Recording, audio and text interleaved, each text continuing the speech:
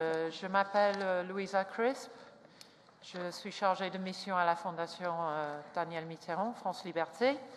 Et j'ai le plaisir d'animer la session de clôture qui se veut être une session, pas vraiment pour faire la synthèse de la journée.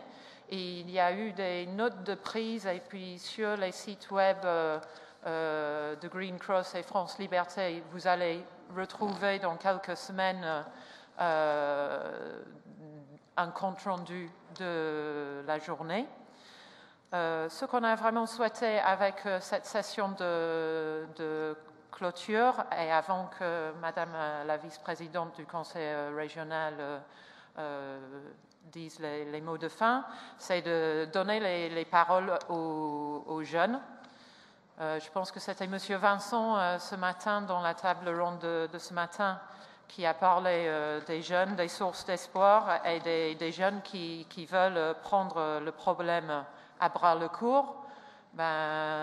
Autour de nous avons trois jeunes de profils très différents qui, chacune à sa façon, abordent la question de l'eau, de l'énergie, de l'environnement, de par ses recherches, de par ses actions au quotidien et de par ses efforts de sensibilisation des personnes qui l'entourent.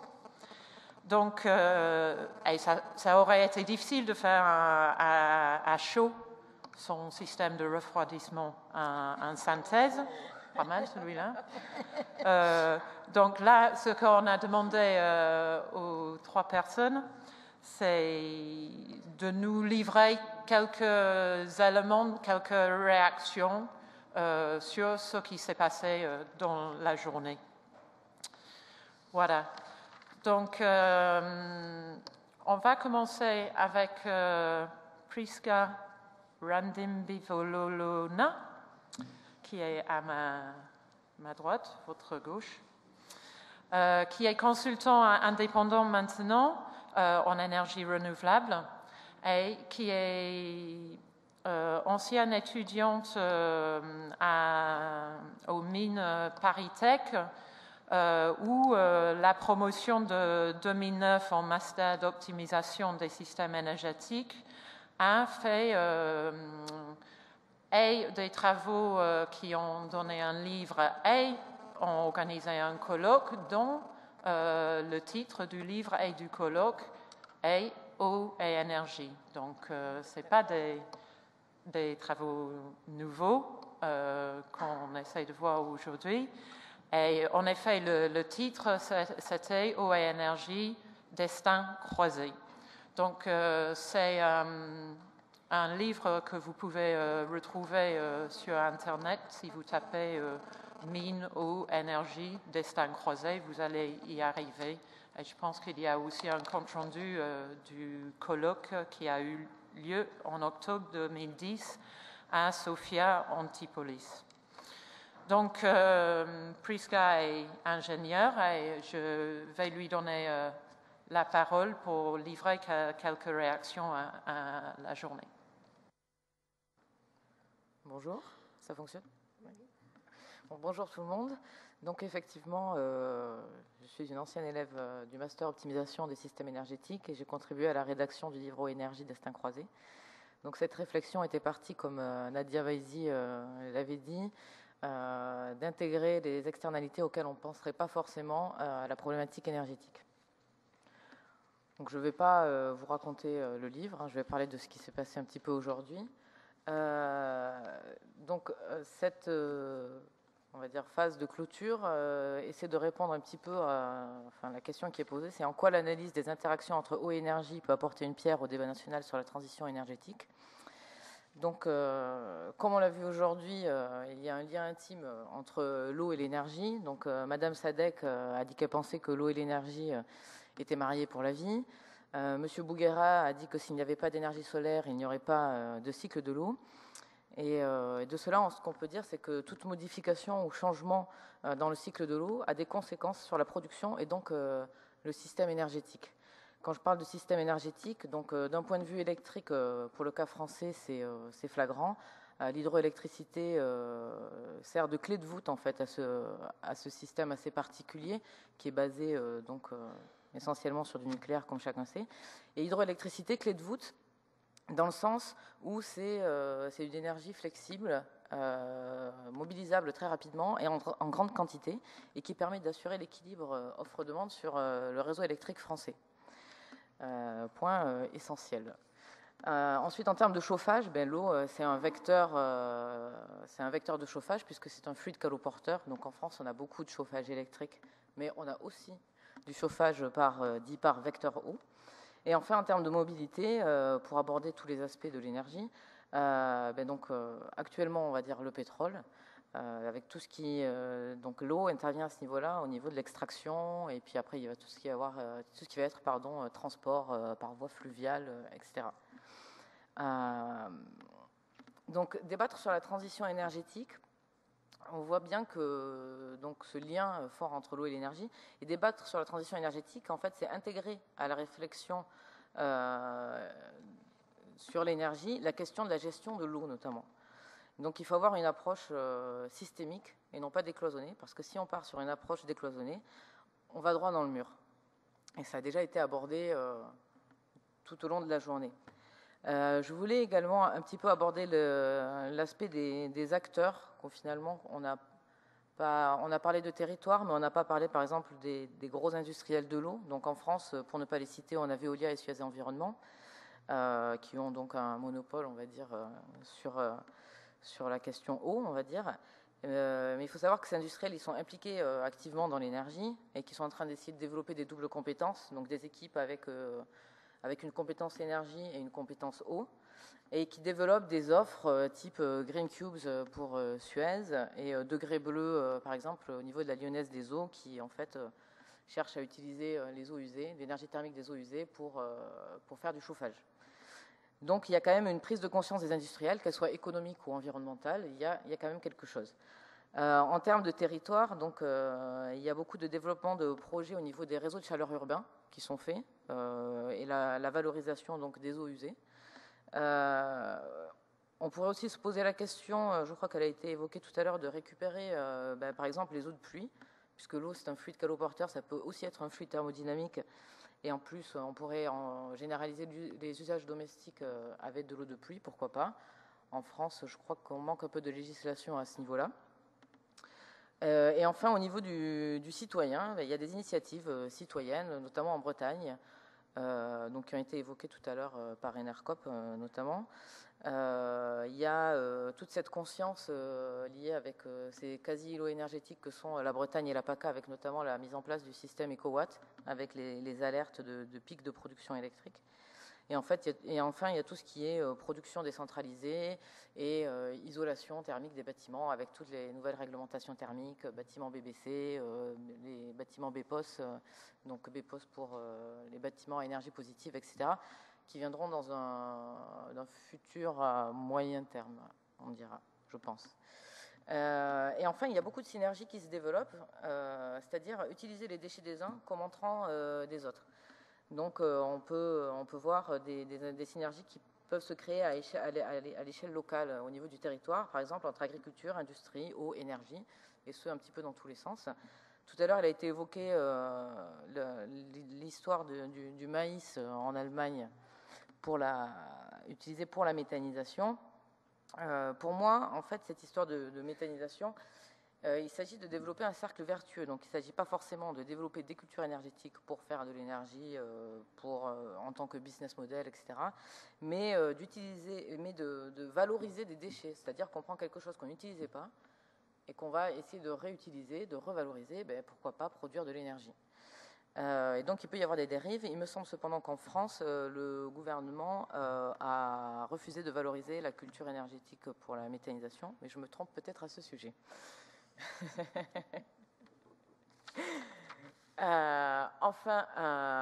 Donc quand on dit transition énergétique, en fait, on essaie de répondre aux enjeux climat-énergie. Et donc ces enjeux climat-énergie passent nécessairement par des outils de mesure des impacts des filières énergétiques, Sur l'environnement, donc comme l'a dit Nadia tout à l'heure, il y a des modèles de prospective qui se font, il y a des résultats qui sortent, il y a des externalités qui sont intégrées ou pas, et ce sont bien des outils d'aide à la décision, j'insiste aussi sur ce point, et non pas des recommandations ou autres. Il y a également tout ce qui est, on va dire, impact direct, donc on va dire par exemple l'éolien, une éolienne, ça ne produit pas de CO2 et ça n'utilise pas d'eau. Et enfin, il y a une analyse un peu plus complète, on va dire, qui part sur l'ensemble du cycle de vie d'un équipement, donc les ACV ou analyses de cycle de vie, qui sont aussi des outils de décision, qui sont de plus en plus utilisés aujourd'hui et sur lesquels on communique de plus en plus également. Et donc, ça mesure un petit peu l'impact des filières énergétiques, enfin, ça essaie de donner une mesure de l'impact des filières énergétiques sur l'environnement. Si j'ai abordé le point des ACV, c'est parce que je veux venir au point de la communication. Tout à l'heure, on a dit, Monsieur Vauzel a dit qu'il ne faudrait pas que ce débat reste un débat d'experts et qu'il faudrait que tout le monde puisse y participer. Ce que je peux remarquer, c'est qu'en termes de communication, on parle toujours d'empreinte carbone. Donc le carbone, le carbone, le carbone avec l'énergie. Sauf que mais il y a aussi, par exemple, l'eau qui rentre en compte. Mais en termes de communication, c'est très peu communiqué auprès du grand public, en tout cas de moi, ce que je peux voir. Et les ACV traitent de cet aspect eau, impact sur l'eau, avec tout ce qui est eutrophisation, acidification et écotoxicité. Et c'est là où on retrouve un petit peu la notion d'empreinte en eau dont parlait M. Humbert ce matin. Toujours en termes de communication, tout à l'heure, Madame Bélier a dit qu'au niveau européen, ce ne sont pas les mêmes acteurs qui parlent des domaines de l'eau et de l'énergie. Donc là, effectivement, on a encore un problème. C'est que c'est décorrélé même au niveau du politique. Donc, comment faire passer un message auprès de l'ensemble de la population pour montrer les liens étroits entre l'eau et l'énergie. Ceci dit, récemment en France, avec la loi Brottes qui met dans la même loi l'eau et l'énergie, on commence déjà à approcher un petit peu à toucher un petit peu à la communication conjointe sur l'eau et l'énergie. Et enfin, pour terminer sur une contradiction, on va dire, quand on parle d'eau et d'énergie aujourd'hui, pour moi, il y a quand même une contradiction dans le sens où on parle de deux biens qui sont non conventionnels parce que non substituables et dont les droits d'accès à tous est reconnu, mais qui se placent dans une économie de marché. Donc quand on parle de droit d'accès à tous et d'économie de marché, on a ici quand même une certaine contradiction. Et donc ça pose évidemment la question de repenser les modèles actuels de développement et sociétaux, comme l'avait évoqué M. Mitterrand ce matin. Je vous remercie.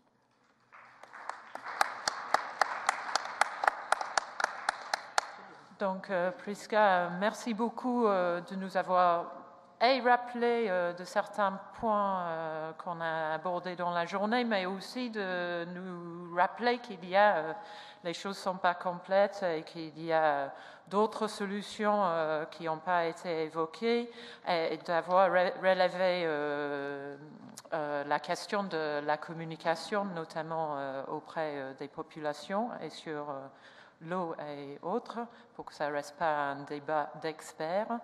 Et puis, ton point à la fin sur la contradiction, je pense qu'on n'a pas besoin de faire un commentaire là-dessus. Et on va passer à Maëlys Benicourt, donc, qui est étudiante pas très loin d'ici, à Euromed, à l'école de management Euromed Marseille, où une petite équipe d'une quinzaine d'étudiants ont décidé de former quelque chose qui s'appelle Campus Durable. Le slogan, c'est « L'énergie de chacun pour l'avenir de tous ». C'est bien pensé. Et ils essayent de bien agir selon le slogan, avec des actions qui visent à la réduction de l'empreinte environnementale de l'école, surtout par des actions de sensibilisation à l'écologie auprès de l'administration et des étudiants, par des activités telles l'installation de ruchers, le tri des déchets, et avec un pôle important sur les questions énergétiques, avec des actions de sensibilisation telles une action d'éteinte des lumières et puis des conférences, dont une qui va avoir lieu en avril sur les enjeux du nucléaire, donc conférence à Euromed Marseille. Donc, Maëlys, membre de Campus Durable, qui s'intéresse aux questions énergétiques et qui essaie avec d'autres étudiants de faire des choses très pratiques à ce niveau-là, tout en sensibilisant les autres. Donc, bonjour. Vous l'aurez bien compris, moi je ne suis pas du tout experte sur la question de l'eau et de l'énergie. Donc, je vais plutôt vous parler de mon ressenti, de ce qui m'a marqué au cours de cette journée. Donc, Monsieur Vincent l'a évoqué ce matin, la nécessité de mener des actions concrètes. Donc, on parle beaucoup du changement, mais c'est important de le concrétiser. Et nous, la jeunesse, nous avons besoin de concret, et nos actions donc, au sein de Campus Durable sont menées avec l'idée que toute contribution, aussi petite soit-elle, est importante, et que ce sont les gestes du quotidien qui comptent réellement. Ce sont eux qui font qu'aujourd'hui, les mœurs évoluent, et que nous, donc la jeunesse, nous sentons engagés dans cette réflexion sur la transition énergétique. Pour revenir donc sur ce qui a été dit, notamment ce matin, quelques éléments m'ont marqué. C'est tout d'abord la question de la consommation, puisque je pense que la transition énergétique est indissociable d'une prise en compte de nouveaux modes de consommation. Nous entrons à la fois, je pense, dans une période de prise de responsabilité, mais aussi dans une période où le besoin de reconnaissance se fait sentir. Je m'explique, donc sans doute les échelles de production sont à repenser. Nous avons, je pense, besoin d'un retour à l'échelle humaine. De plus en plus, nous cherchons à réduire les échelles, et M. Eno Collet l'a évoqué avec Enorcop, qui a parlé donc notamment des micro-barrages en opposition à ces immenses constructions que l'on connaît. Donc la transition énergétique doit être pensée en parallèle d'un modèle de consommation qui est changeant. Il est impossible de dissocier consommation et production énergétique. Donc la transition énergétique doit être ancrée dans une logique économique de changement des modes de consommation et notamment d'économie. Ensuite, ce que j'ai relevé également, c'est le fait que l'on se soit focalisé sur les moyens de production d'énergie existants et trop peu sur ce que la science peut apporter. On a relevé cet après-midi, et à juste titre, je pense, que la recherche scientifique est trop peu valorisée.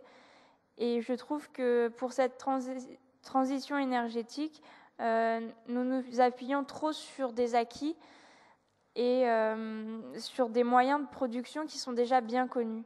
Nous avons évoqué les barrages, par exemple, un peu les énergies renouvelables marines ce matin, mais peut-être pas assez. Et surtout, nous avons trop peu abordé la question du mixte, puisque si le débat sur la transition énergétique a lieu aujourd'hui, c'est qu'il y a une dépendance, une fin aux ressources sur lesquelles nous nous appuyons aujourd'hui. Et c'est pourquoi il me paraît essentiel donc, de prendre en compte cet aspect de dépendance et de considérer sérieusement le mixte. Comme l'a dit M. Eno Collet, nous devons travailler sur l'ensemble des énergies renouvelables. Donc, pour conclure, si quelque chose doit être retenu de mon intervention, c'est que la jeunesse est engagée dans les grands débats d'aujourd'hui et que plus que les générations précédentes, je pense que nous sommes une génération au cœur de problématiques qui seront décisives pour l'avenir et pour l'avenir des hommes et de la planète, puisque l'un ne va pas sans l'autre, bien sûr. chacun de nous, je pense, a conscience de l'importance que représente la transition énergétique et toute action concrète qui pourra être menée et qui fera que l'on se sent réellement citoyen. Nous sommes prêts à les mener. Nous avons besoin de nous engager et nous en avons le devoir et en même temps la volonté.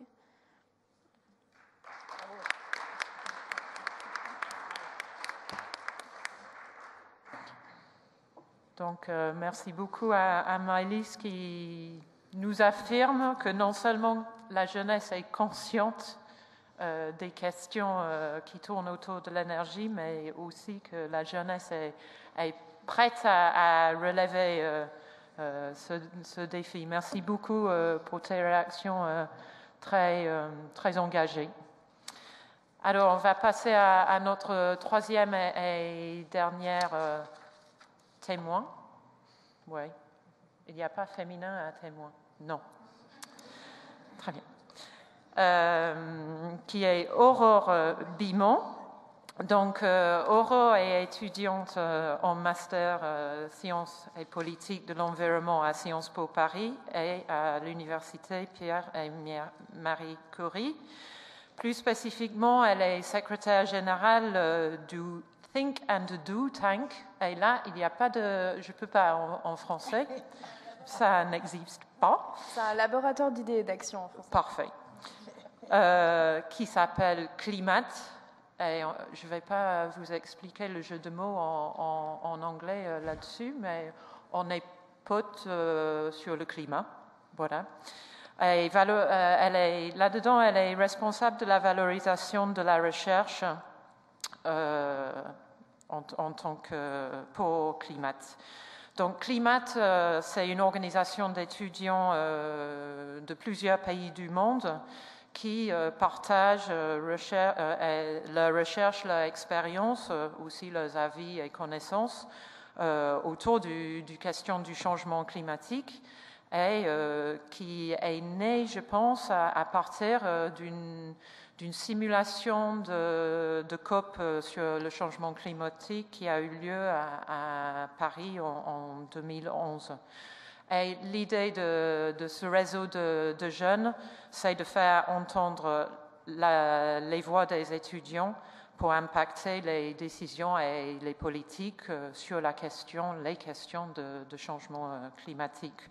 Donc, Aurore, je te passe la parole. Merci. Bonjour à tous. Donc, comme 2 milliards de jeunes aujourd'hui et mes collègues ici présentes, je fais partie de la première génération qui va vivre les effets du changement climatique. Et comme de nombreux jeunes dans le monde, j'ai envie de construire un avenir durable, économiquement viable, socialement juste et environnementalement soutenable. C'est donc un honneur d'être ici ce soir afin de représenter les jeunes dans ce colloque visant à nourrir le débat national sur la transition énergétique.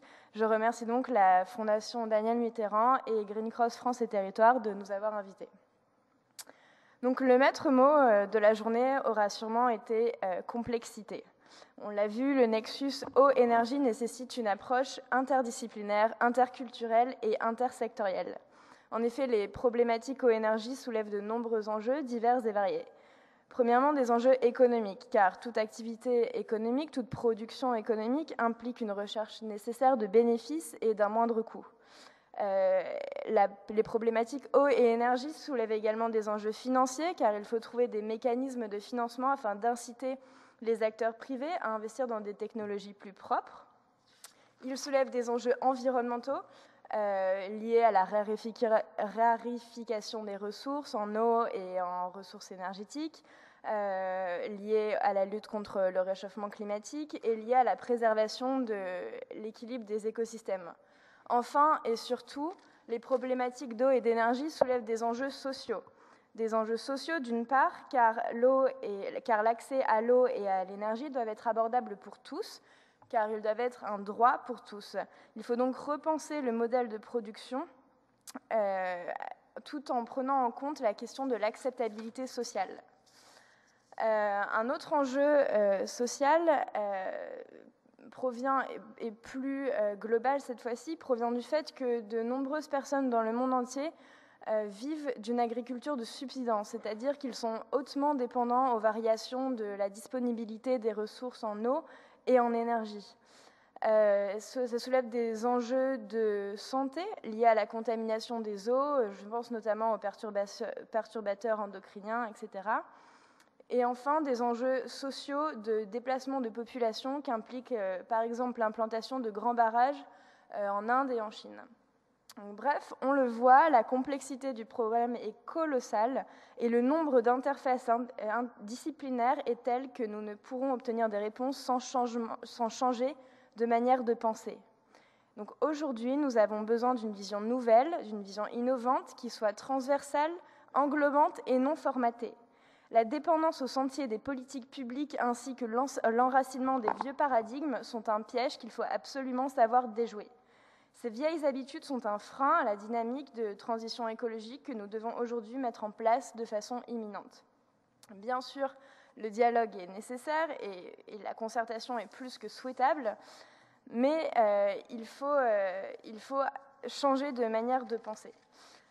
Et c'est en ça que les jeunes, au final, ont quelque chose de nouveau et de fondamental à apporter. Ils ont quelque chose à vous proposer et ne demandent qu'à être entendus. Et pourquoi ils ont une spécificité?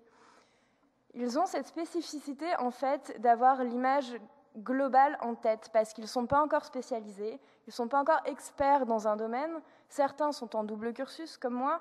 Je fais des sciences et des politiques. Je ne suis ni partisane de telle approche, ni purement rationnelle.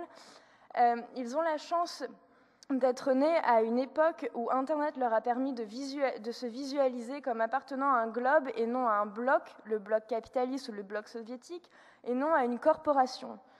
Et enfin, ils ont une spécificité dans leur approche de la question car ils sont nés à une époque désenchantée, sans idéologie, prêts à considérer que la crise civilisationnelle actuelle est une opportunité pour redéfinir le modèle économique et non pas une fatalité. Oui, c'est une opportunité. La raréfaction des ressources en eau et en énergie est une opportunité. Il faut repenser notre modèle entièrement, notre modèle de consommation en évitant le gaspillage de l'eau et de l'énergie, notre modèle de production en favorisant la sobriété, puis la efficacité et en dernier lieu les énergies renouvelables. Et en fait, ce renouvellement de modèles va impliquer nécessairement une décentralisation des modèles énergétiques et d'accès à l'eau. Une décentralisation qui, dans les pays du Sud, est en même temps une formidable opportunité de démocratisation. Cependant, il faut que cette décentralisation soit planifiée politiquement, il faut qu'elle soit pensée avec une vision de long terme, il ne faut pas se précipiter. Et donc c'est pour ça qu'il faut avoir une vision, il faut se concerter, c'est pour ça qu'il faut favoriser le dialogue entre les scientifiques, les militants, les politiques et, comme un intervenant le disait, le citoyen, le consommateur et le contribuable qui est en nous. Sandrine Bélier a insisté sur la nécessité de co-construire au niveau européen. Léo Vincent a insisté sur la nécessité de créer des synergies. Je dirais donc qu'il faut surtout co-construire une vision de long terme grâce à des synergies. Et c'est ce que nous essayons de faire à Climate, le Think and Do Tank étudiant dans lequel j'appartiens, c'est-à-dire le laboratoire d'idées et d'actions étudiants.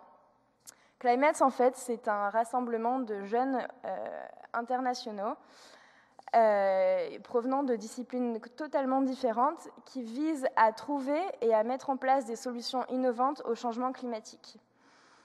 Et outre influencer les politiques et outre envoyer des jeunes dans les délégations officielles des négociations sur le climat, on vise aussi à sensibiliser et à former la jeunesse. On vise à la former sur le contenu des enjeux du changement climatique, mais aussi sur la nouvelle manière de travailler. On essaye de leur fournir des outils de travail collaboratif et interdisciplinaire pour qu'ils puissent se comprendre les uns les autres, parce qu'il ne suffit pas de mettre un ingénieur et un scientifique, un ingénieur et un politique dans la salle pour qu'une nouvelle approche et des solutions innovantes émergent. Il faut qu'ils se comprennent. Donc on offre des outils.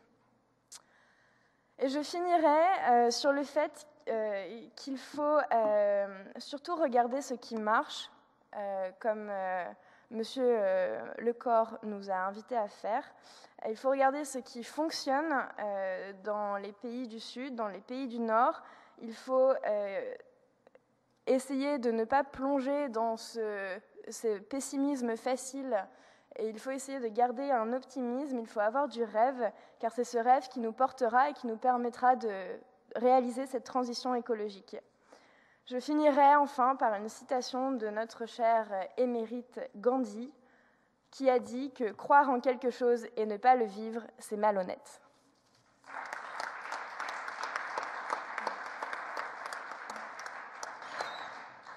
Donc, merci beaucoup, Aurore, d'avoir commencé avec la complexité et fini avec l'optimisme. Je pense que peut-être c'est pas mal pour la fin d'une journée comme on vient de vivre. Et puis, je pense que là, on peut voir des trois interventions que les jeunes citoyens sont là pour nous aider à repenser et nos modèles de consommation et nos modèles de production. Donc, conclusion, il faudrait absolument qu'ils soient présents dans tous les lieux de concertation pour qu'on avance. Je voudrais remercier beaucoup nos trois intervenants, dont deux ont pris les trains très tôt ce matin. Parce que ce n'est pas une tâche facile de réagir sur une journée comme ça et de livrer quelque chose à chaud. Donc, bravo à tous les trois.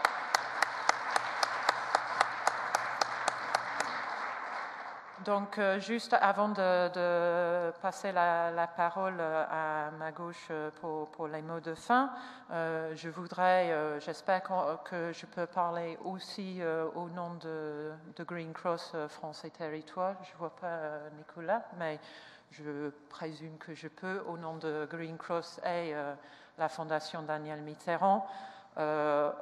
Encore une fois, remercier tous les intervenants de la journée, surtout les participants de la journée. La salle a été très active et bravo pour ceux qui sont allés jusqu'au bout. Et renouveler nos remerciements pour tout, pour le lieu, pour le déjeuner, pour l'appui en termes de communication, le conseil régional PACA. On revient après un an.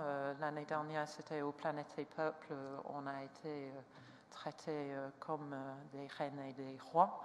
Et on n'est pas déçus de notre retour.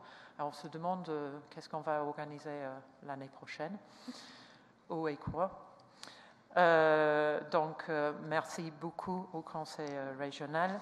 Et maintenant, je vais passer la parole à Madame Annick Daly, qui est vice-présidente déléguée au développement soutenable, à l'environnement et à l'énergie et au climat, ici au Conseil régional PACA.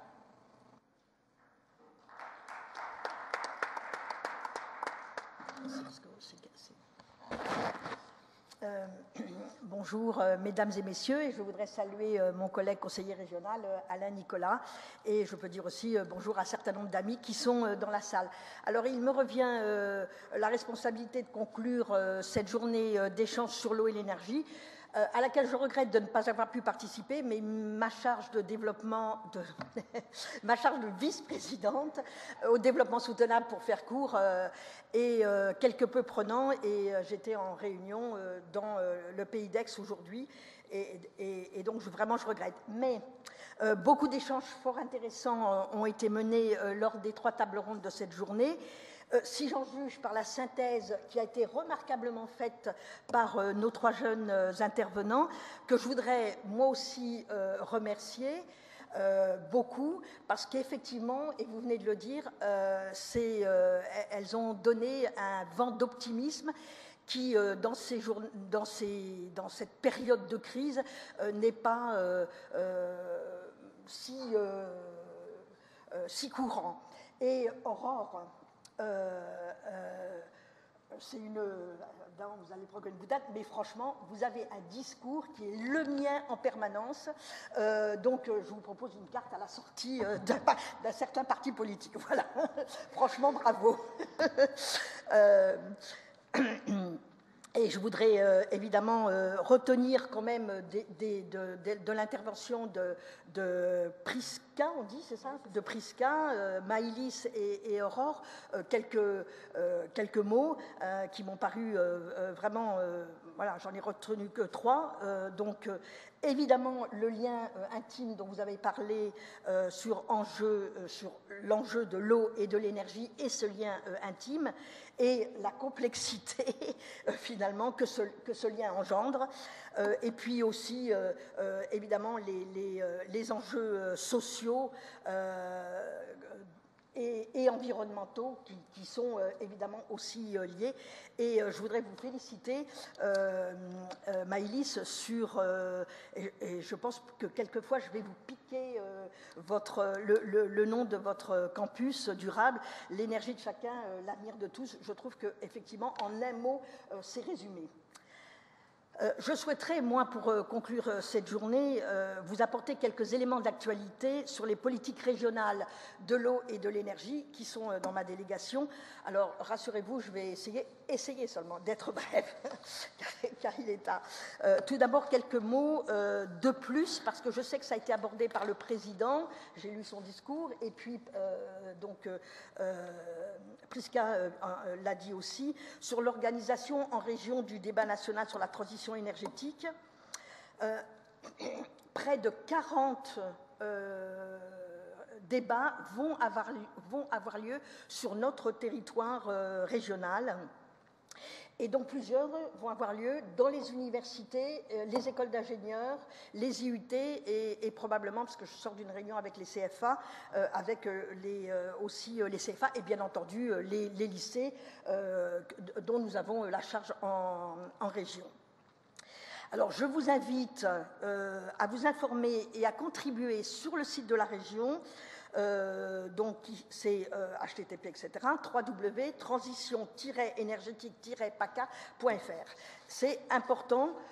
Pourquoi? Parce qu'en région, la finalité de ce débat est double. D'une part, alimenter la loi de programmation sur la transition énergétique prévue d'ici la fin de l'année. Et d'autre part, recueillir les avis, les contributions sur les objectifs dont a parlé ce matin le président, qui est le schéma régional climat air énergie, alors qu'on dit SRCAE ou SCRAE ou SHREC, comme dirait Pierre Radane, en cours de finalisation par l'État et la région d'ici le mois de juin. Mais aussi, vous pouvez mettre aussi des contributions sur notre plan climat-énergie régional. Alors, dans le cadre du SCRAE, SRCAE, parce que si l'Adréal est là, ils vont me tirer les oreilles, ont été étudiés 3 scénarios d'évolution de la production et de la consommation justement d'énergie à l'horizon 2020, 2030 et 2050. Du moins au plus ambitieux. Ce sont le scénario tendanciel, le scénario engageant et le scénario de transition qu'on qualifie aussi de scénario ambitieux ou scénario facteur 4.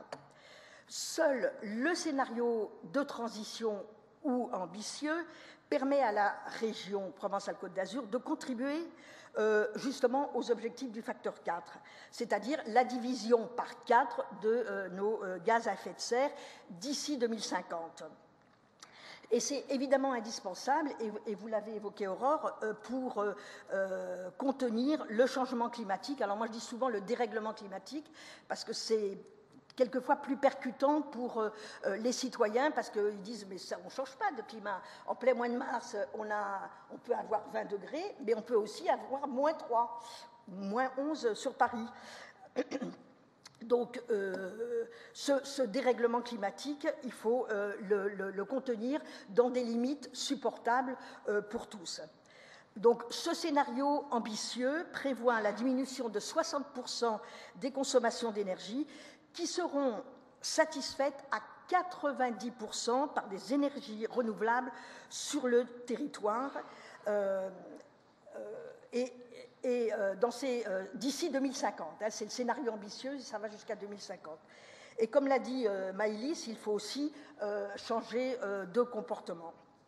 C'est effectivement important, c'est le comportement de chaque citoyen, ça va contribuer à ce que ce scénario ambitieux arrive en 2050. Seul ce scénario de transition permettra de diminuer aussi la quasi-totalité des pollutions et des risques liés à la production d'énergie, tout en s'accompagnant d'un développement massif d'activités et d'emplois sur notre territoire, sur l'efficacité énergétique et bien sûr sur le développement des énergies renouvelables. Aussi, le message que je vous invite à porter et répéter dans le cadre du débat sur la transition énergétique en région Provence-Alpes-Côte d'Azur, c'est d'adopter évidemment le scénario de transition dans le cadre du schéma climat-air-énergie.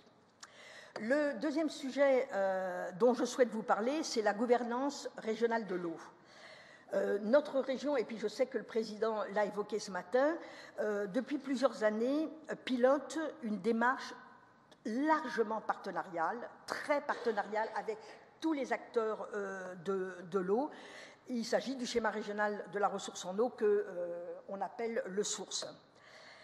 Cette démarche vise évidemment à assurer la qualité et la disponibilité de la ressource en eau, avec une vision aussi, comme le SRCAE, à la vision 2030.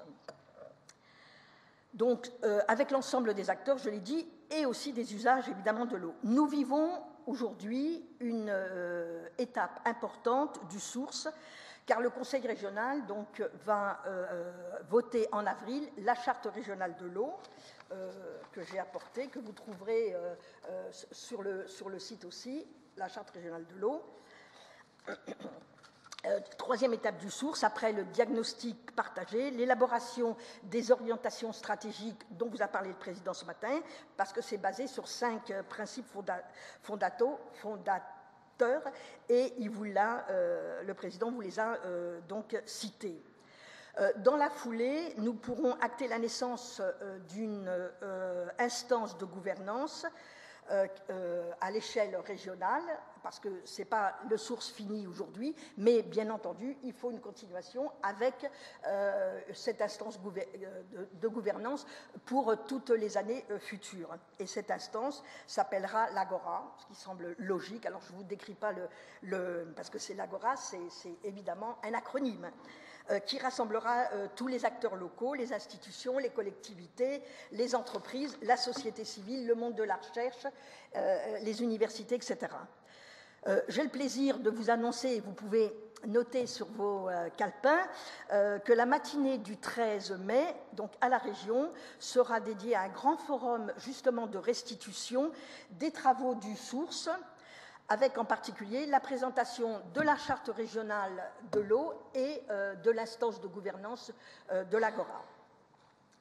Le troisième sujet dont je souhaite parler se situe justement sur la confluence de l'eau et de l'énergie sur un territoire que beaucoup ici connaissent et qui concentre beaucoup d'autres enjeux qui sont effectivement les enjeux du développement soutenable, économiques, sociaux, environnementaux et aussi institutionnels. Il s'agit, vous l'avez compris, de l'étang de Berre. Vous connaissez la délicate situation écologique de cette petite mer qui était salée et qui est devenue non salée, donc d'eau douce, dont la biodiversité spécifique à ces milieux saumâtres a été bouleversée. Par quoi ? Depuis les années 1960, la centrale hydroélectrique de Saint-Chamas rejette une partie des eaux de la Durance dans l'étang de Berre, d'où évidemment que cet étang de Berre est devenu eau douce. C'est le caractère intermittent de ces rejets qui est à l'origine des principales atteintes à la biodiversité de ce milieu très spécifique, même si, il faut le reconnaître, les industries pétrochimiques qui bordent l'étang sont également source de pollution, mais qui ont fait depuis des années beaucoup d'efforts sur ces pollutions, et il faut le dire. Sous forte contrainte de pénalités financières de l'Union européenne, l'ensemble des parties concernées, et je siège au JPREB, travaillent depuis des années à réconcilier une précieuse production, évidemment, d'énergie renouvelable que nous défendons, c'est de l'électricité hydraulique, et la restauration du milieu écologique qu'est l'étang de Berre au sein d'une instance qui est un syndicat mixte qui s'appelle le JPREB. Nous sommes là encore à une étape importante d'un travail collectif, et d'ailleurs la signature du contrat d'étang aura lieu le 16 mai. Ce sera le 22e contrat de milieu signé par la région. Depuis 2003, 21 contrats de rivière et de milieu ont été signés par la région avec des engagements financiers importants à hauteur de 86 millions d'euros. C'est pour vous donner juste, pour vous dire l'attention que porte la région Provence-Alpes-Côte d'Azur à la gestion locale et équilibrée de l'eau, qui permet notamment d'articuler la préservation écologique et la production hydroélectrique. Enfin, pour conclure, je voudrais vous inviter à vous retrouver tous, toutes et tous, à l'automne. En effet, la région Provence-Alpes-Côte d'Azur organise à Marseille, les lundis 25 et mardi 26 novembre, les Assises nationales du développement durable, dit ANDD, sous l'égide de l'Association des régions de France. Au fil de ces assises, nous aborderons le développement durable comme un levier de sortie de crise, et crise avec un S, crise économique, Aurore en a parlé, crise économique, crise financière, crise sociale, crise écologique et environnementale, bien sûr, que nous connaissions actuellement, et il faut en sortir. Le modèle du développement soutenable, notre pari, est qu'il ne soit pas simplement une collection de bonnes pratiques vertueuses, mais qu'il soit le cœur même de la sortie de la crise multiforme dont je viens de parler, et notamment en matière économique et en matière d'emploi. À l'appui de cette intuition, les chiffres concernant l'économie dite verte, alors je n'aime pas trop le terme, mais c'est une formulation que chacun emploie maintenant. En région Provence-Alpes-Côte d'Azur, l'emploi environnemental s'est développé 2 fois plus vite que l'ensemble des secteurs de l'emploi, tous secteurs d'emploi, entre 1999 et 2009. Cela traduit réellement un mouvement de fond de verdissement de l'économie.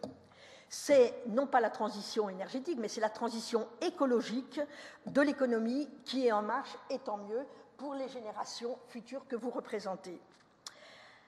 Et l'articulation des enjeux de l'eau et de l'énergie dans une logique, et on l'a dit, une logique de bien commun et du respect de l'ensemble des parties prenantes en est une belle illustration. Donc merci à tous, à ceux qui restent, et merci d'être restés jusqu'au bout pour cette belle journée riche.